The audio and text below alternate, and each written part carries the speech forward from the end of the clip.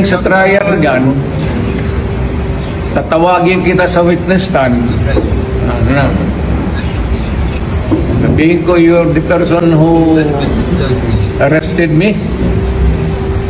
May I know the reason why? Have you read the documents?